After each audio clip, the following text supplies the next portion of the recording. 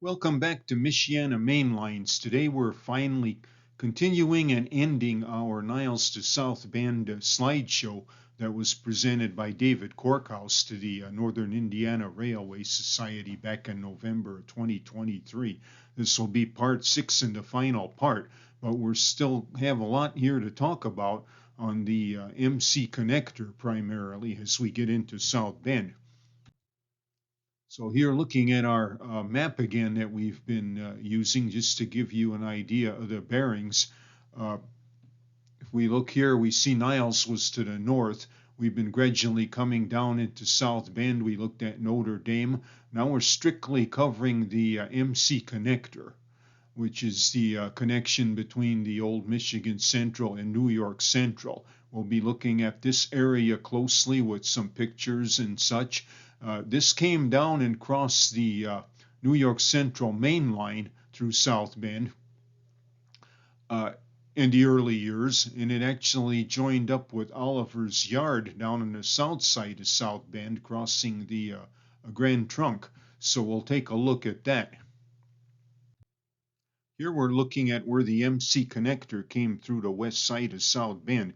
This was looking north from about Florence Street, and this was a southbound transfer coming down from Niles. In this area, it was dense neighborhoods. There was numerous street crossings in very close proximity and even alleys. So it kind of was a little bit of a hazardous situation. This was the intersection of Orange and College. This is College Street looking north, and here we have a train returning with empties from Notre Dame and St. Mary's. Now, back in the day, Orange Street, which ran east-west here, was just a little narrow dirt street. Now it's 4-lane, and we'll see that coming up. Here's a look at that right here. This is Orange Street running east and west, and here's College. And you see where the South Shore crossed the connector right here in this very spot. This was a John Strombeck photo. Same intersection here once again, but this time we have some actual video to watch. This is off of one of our previous videos, I believe the Notre Dame Coal Train Part 2. South Bend with the train coming right through the intersection there, and then they will be approaching Washington. This is College and Orange right here. They will be approaching Washington.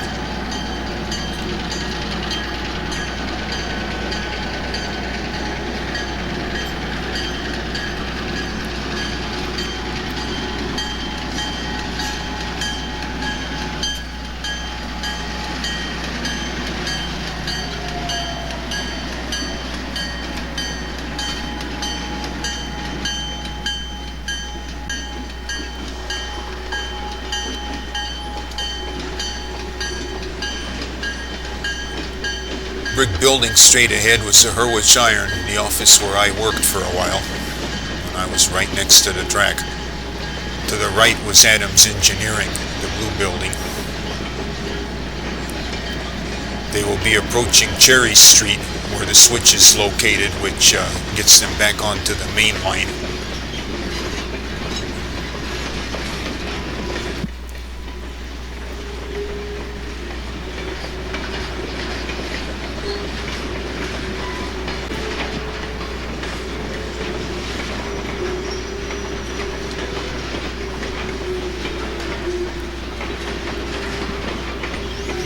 Again, this track is all gone now.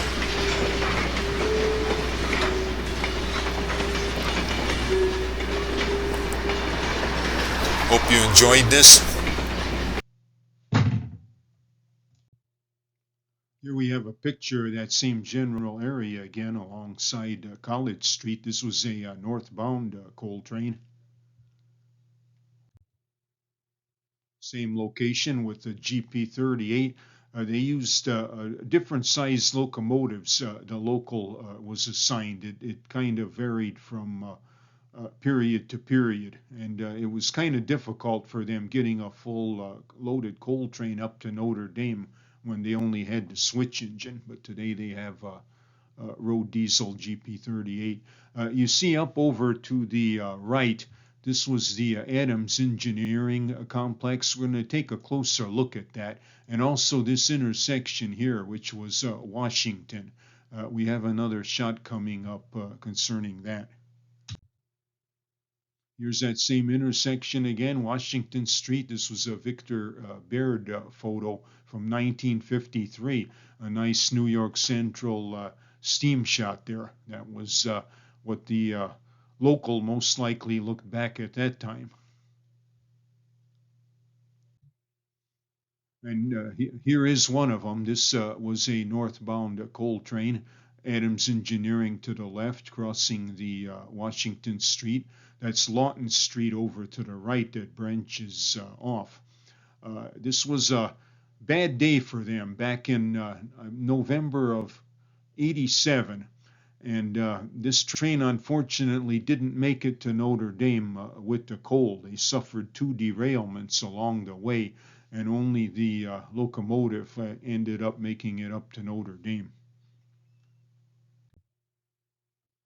Here's another shot of that Adams Engineering. This is kind of an interesting situation to look at closer here.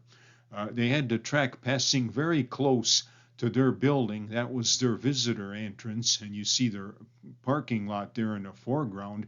And there wasn't really a lot they could do when that track was in operation because they kind of had to deal with it. So the answer was just put in a staircase so people could get into the building, but they had to just work their way across that track as best they could. Not really that glamorous for people that were well dressed and stuff, I suppose. So over the years, that kind of changed. This was when the line wasn't used anymore. So they kind of got braver and put up this kind of walking bridge to get over it. Finally, when the track was formally abandoned and the rail removed, they were able to actually put in a proper entrance there to their plant with landscaping. And it's just kind of interesting. It might give you some ideas, the model railroaders out there, things that you can do. You might think it's unrealistic the way your tracks are close to buildings sometimes due to space, but it actually happens in real life as we've seen here.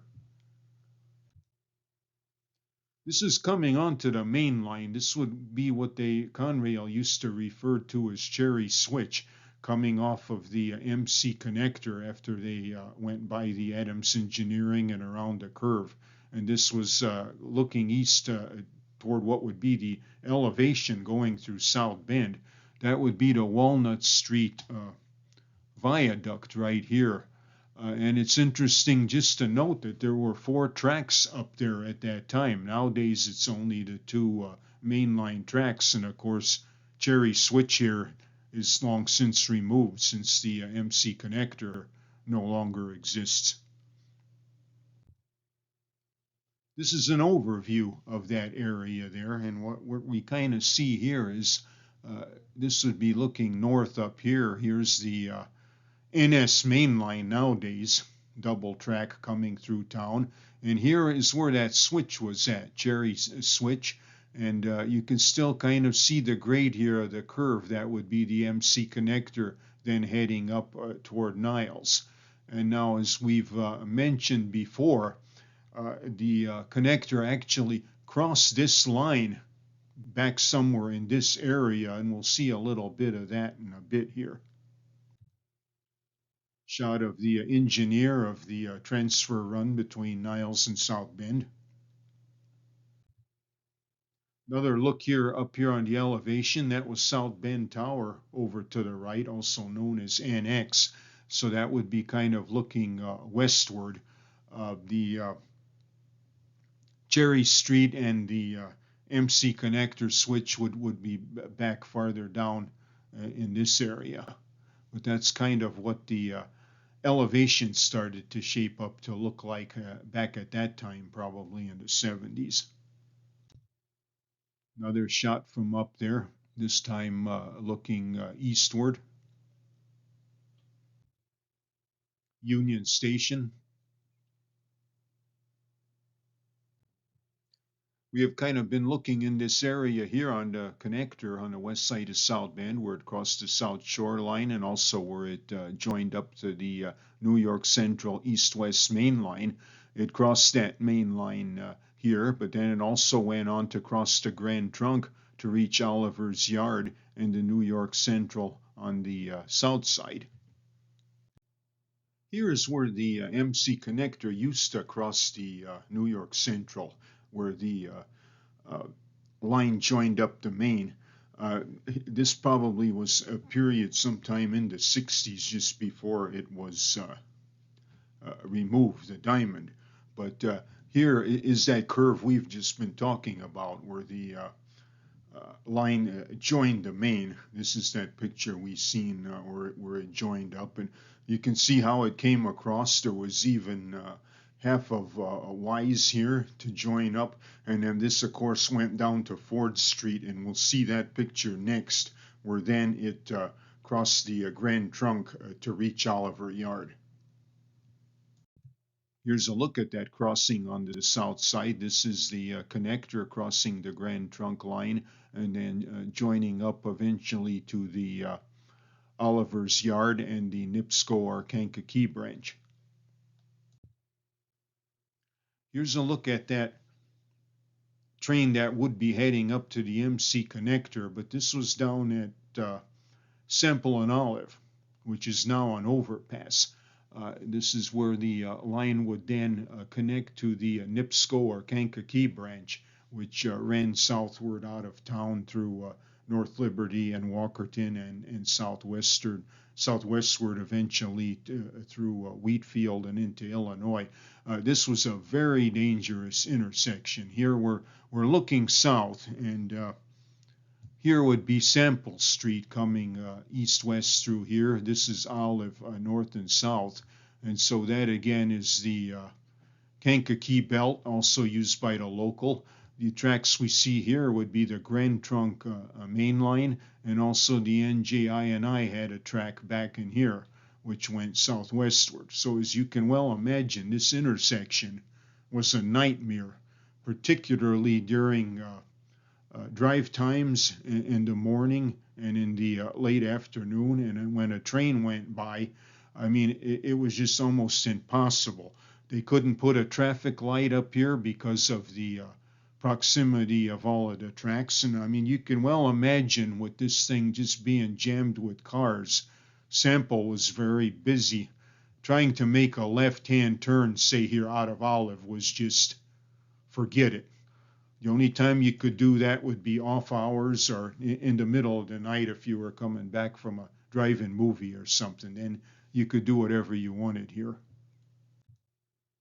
This is an overview of that same intersection. Here's the Semple east and west, Olive north and south. This is north up here. This is the line here where we see a train coming through right now as we speak. This was the Kankakee or Nipsko belt. Here would be the Grand Trunk Western main line tracks, and then the NJ&I back in here. There were gates here for the Grand Trunk, but just signals here for the Kankakee belt. And there was a tower here which controlled the crossing gates, and also another tower.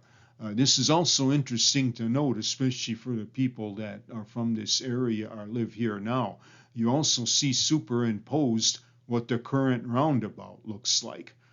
Here you see the roundabout. It's actually positioned to the southeast of where all those rails were before, and then Semple here and Olive here. But now this is all an elevated roundabout, so they don't have to deal with the tracks anymore. Another shot here of the Penn Central GP38, number 7819.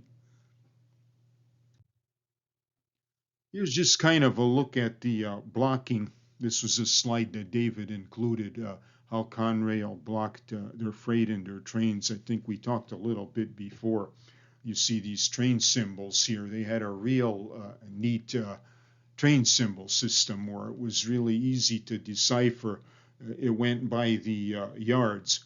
Like here we have ELSF, that would have been Elkhart to Santa Fe, and it shows here what the consists were, and so on and so forth.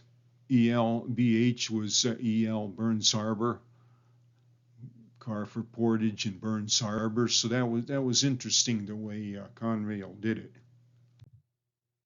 This is kind of a manifest, probably from the transfer, the Niles to South Bend transfer. This has car numbers and a bunch of information of the cars they had. And you can see here, if you dig into some of these by the name, you know exactly where this stuff was going. Like this group of cars here, you see Niles, and you see the F paper. These were loads for French Paper Company in Niles on the French paper spur, which we have a separate video for. Also, down here at the bottom, we see, where is that at now? I saw it before. Oh, another Niles here, a Green Giant. That was for the Green Giant plant, which was kind of in the vicinity of 4th and 3rd Street. So that's kind of what was on one of these transfers back at that time. This is the United States Railway Association preliminary system plan for restructuring that Conrail put out probably right before their takeover or shortly after. This just kind of talked about the lines that were going to be retained by Conrail. And we see down here at the bottom that South Bend to Niles was, and they did operate it, of course, for 5 more years. But a lot of lines were not. For example, the Erie-Lackawanna across Indiana was not retained by Conrail because they felt they had ample east-west lines and so didn't need it and didn't want it. What's interesting here, too, is they talk at the top here about 6 lines that were top priority for rehab. And we see here Elkhart to Toledo. So that was even, some of the main line wasn't even that up to snuff at the time and needed rehab fast. But we know the end was coming for the South Bend to Niles, and we kind of can see why if we look at this map from the 70s period, which shows the tonnage at that time, 1 being the lowest, 7 being the highest. And we can see that the Niles to South Bend only came in at a 2 already at that time, pretty much like a lot of the other secondaries, like the X-Wabash N&W was only a 2.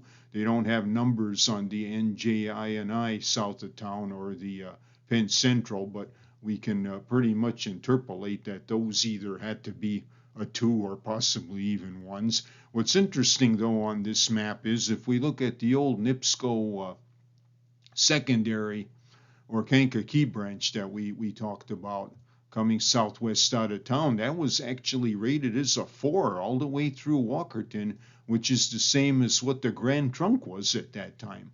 So that still kind of shows, there was more traffic on some of these branch lines back in the day. But that, of course, wasn't the case as time went on, and then we knew what the disposition of South Bend to Niles ended up being. Last run, April 25th, 1981. We talked about that before, and out of service was officially on May 2nd, 1984. But here now is the official order for that out of service notice for Niles to South Bend secondary track between milepost 3.2 and milepost 8.6. This is saying basically that the tracks now were officially out of service except for qualified maintenance of way employees. Here we see one of those maintenance of way employees at Palisades, which we showed before. Dave got to chat with this fella for a while. At that time already, you can see how weeds and grass started to take over the right of way. Another shot here of that same location. And yes, just pretty much rail visible in places already, and just a few years after the train stopped running. And as I understand it, that maintenance away worker kind of was hoping that a short line would take it over, but as we know, that did not happen. So, what happened to the right of way of the Niles to South Bend? Well, it's pretty much the Indiana Michigan River Valley Trail, which pretty much follows straight down from Niles into South Bend. Here's a look at the overpass over 31 in South Bend of the branch that went down Niles Avenue. That now, of course, the East Bank Trail. There's a shot here of the Niles portion by Highway 12 when it was being paved. Now, what is important to note here is this Highway 12 here to the left, 3rd Street would be down here. The actual right-of-way was back up in here is where the line crossed 12. So this part here is not railroad right-of-way anymore. They kind of did a detour and then went through woods back over to the left on the other side of 12. So they kind of left the grade back in this area. Here is paving of the trail somewhere between Niles and South Bend. The actual paved trail in many places is not on the actual roadbed of the New York Central line. You can see the roadbed just to the west of the paved trail in many places, along with signs and stuff buried in trees now. A lot of the paved trail actually occupies the right of way of the Northern Indiana electric line, which pretty much paralleled the New York Central between Niles and South Bend. Also, the paved trail kind of meanders to the east and west as it progresses between Niles and South Bend. So that further complicates trying to figure out, where you're really at compared to the actual roadbed. Another good shot here of paving of the trail. Again, somewhere in that same area. I would say probably Bertrand Road, Ontario Road. So I'm often asked, is there any track left of Niles to South Bend? And there is some. The biggest part we're looking at right here is in Niles. That's kind of looking up north. That's the old Simplicity complex to the right. You can see some loading doors back there.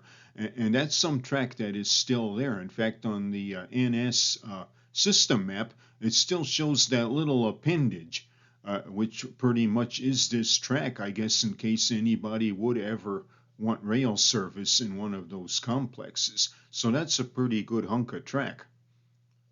Another little tiny hunk of track is in the Holy Cross Village area. That's kind of southwest of the St. Mary's campus. There's still some embedded rail. That's the MC connector there already. That's in a little sidewalk, and they have a dumpster that's parked right next to it now. So that's kind of memorialized in concrete, at least until that sidewalk has to be redone, and then the rail will disappear. Also, there's numerous artifacts of signage between Niles and South Bend in various places. These are a couple signs that were recently seen just this past spring. That's near the Christ the King Church and School campus, just north of Darden Road. In fact, that is Christ the King property there now. So the bike trail bypasses this area, but we see a milepost sign, milepost 8, and also a flange or spreader warning that they were approaching a road. There's quite a few of those triangle signs up between the two towns.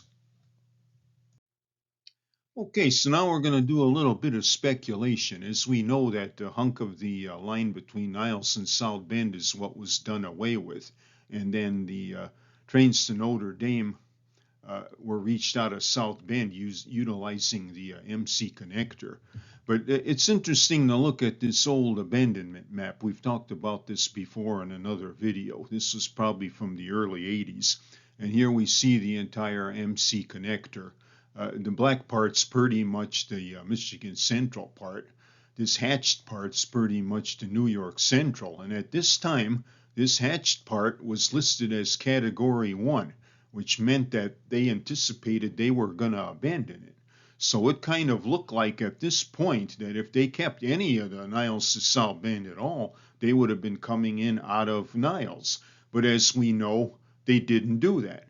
Now, it could possibly be because of the bridge here crossing the St. Joe River. Maybe they thought that would be a future problem, so they didn't want to come in out of South Bend. But they still would have had to cross the river to get to the Drury's complex, which did have activity into the early 80s, so they needed it.